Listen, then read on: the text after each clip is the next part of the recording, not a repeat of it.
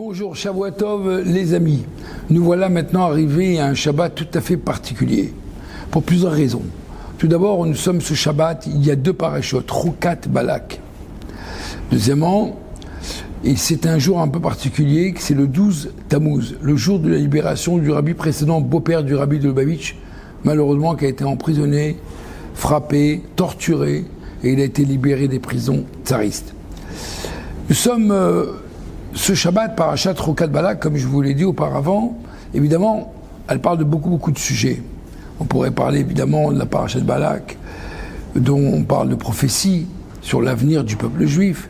Là, mais je vais m'arrêter sur un point intéressant qui, finalement, nous sommes très proches de ce sujet car c'est quelque chose qui est un sujet qui nous concerne tous les jours. Il y avait une fois un élève qui était dans une yeshiva en Argentine.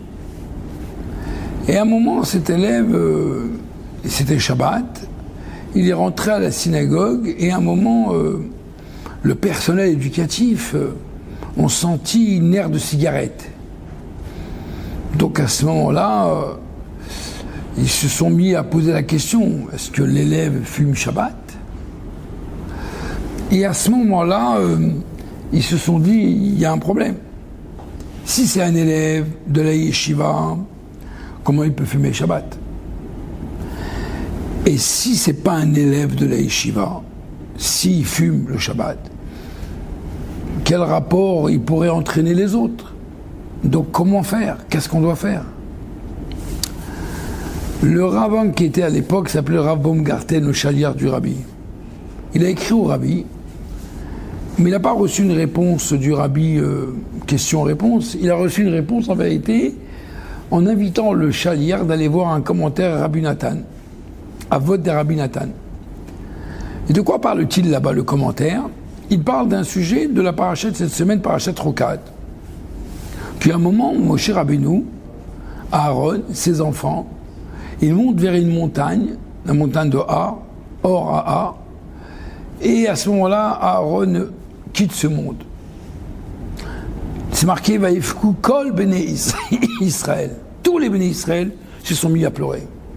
Les commentaires disent, ça veut dire quoi? Ils sont tous mis à pleurer, les hommes comme les femmes comme les hommes. C'est-à-dire, c'est le seul dans toute la Torah, d'ailleurs, que tout le monde a pleuré. Pour qui? Pour un homme qui s'appelle Aaron. Quelle était la particularité de Aaron? Nous savons qu'Aaron, c'était quelqu'un qui était au F Shalom, qui aimait la paix, il poursuivait la paix. Et comme Dieu a créé le monde et a créé la Torah pour amener, la Torah elle peut exister uniquement où il y a le Shalom. On peut avoir des fois beaucoup de connaissances de Torah, mais s'il n'y a pas de Shalom, la Torah n'a pas de valeur. La Torah a une valeur, elle peut avoir une valeur et un sens uniquement lorsqu'il y a la notion de la paix. Il est intéressant de voir que Aaron, c'est quelqu'un qui poursuivait le Shalom. Donc il essayait de dire à l'un comme à l'autre, tu sais, il est très peiné que tu lui parles pas, il disait à l'autre. Donc il essayait d'arranger les disputes. Ce qui est intéressant de voir, c'est que on pourrait se poser la question, dans la Torah, il est interdit de mentir. Il est interdit de mentir.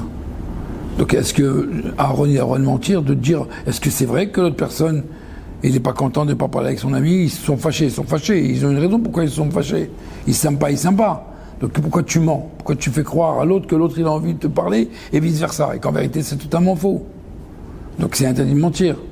Est-ce que Aaron ment? Il dit non.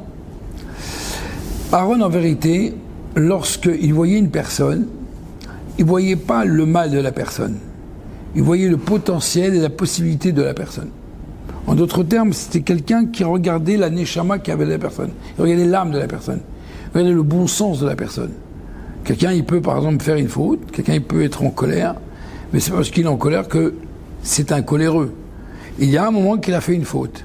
Quelqu'un, il a fait un péché, mais c'est pas un pécheur. Il a fait une faute.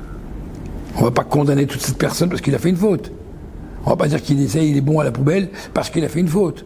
Et là, il fait une faute, certes, mais le fond de la personne, elle est bonne. Donc Aaron, c'est quelqu'un qui va dans la recherche. Eretz Rafet, une terre de convoitise. On est appelé le peuple juif une terre de convoitise. Vous savez, en Eretz Israël, on dit c'est une terre qui ruisselle de lait, Eretz Zavat, Halav Udvash, qui ruisselle du lait, du miel. Et aujourd'hui, il y a du gaz. Ils ont cherché pendant des années, et quand on creuse, à la fin on trouve du gaz. On creuse, on trouve des diamants. Donc c'est-à-dire que si on creuse un peu plus, Aaron, c'était ça son travail, c'est pas qu'il ment. Il sait qu'au fond de la personne, il est bon. Et donc lui, il faisait le sourire aux gens. Lui, il faisait un sourire. Comment tu peux faire un sourire quand quelqu'un il fait un péché? Est-ce que ça veut dire que tu ne fais pas attention à celui qui a fait une faute? Ça veut dire que c'est minimisé. Il y a des gens qui pensent. Comment tu peux parler avec quelqu'un qui prend la voiture de Shabbat? Comment tu peux parler avec quelqu'un qui fume le Shabbat? Comment tu peux parler avec quelqu'un qui a des mœurs qui ne sont pas toujours top? C'est vrai, on pourrait se poser la question, ne serait-ce qu'il y a quelques heures, quelqu'un m'a posé la question, comment tu peux parler avec quelqu'un qui a des certaines mœurs? Je dis, mais la solution de Aaron, c'est ça qu'on doit apprendre. Aaron, lui, il ne s'est pas arrêté uniquement aux propres défauts, aux problèmes. Il a regardé l'âme de la personne, il a regardé le sens profond de la personne. Il faut creuser, comme pour chercher un diamant.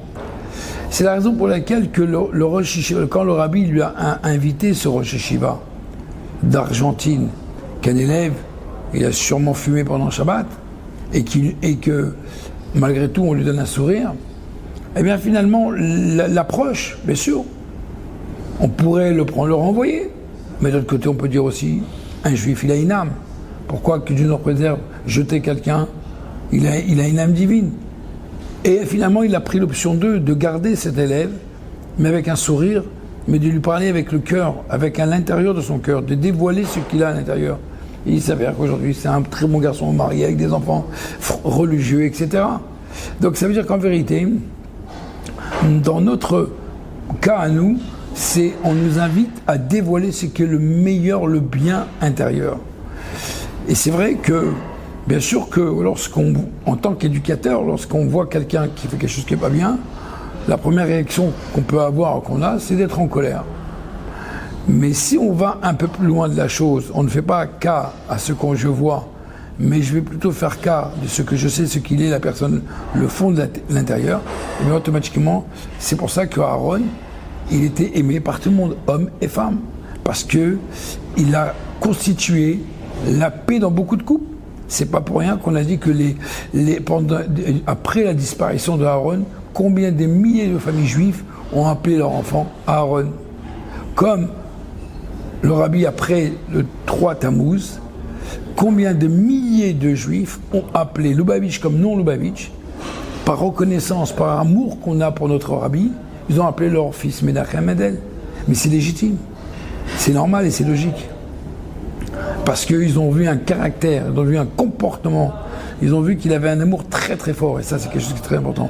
C'est un des messages qu'on peut apprendre de la paracha de cette semaine, la première en l'occurrence, Roukat, pour nous dire qu'en vérité, nous devons toujours dévoiler le meilleur de notre ami, et en l'occurrence que maintenant, nous sommes dans le 12 Tammuz, qui est le jour de la libération de la vie précédente, dont lui-même, il avait peut-être un aspect extérieur un peu plus sévère, mais il avait un amour intérieur énormément profond.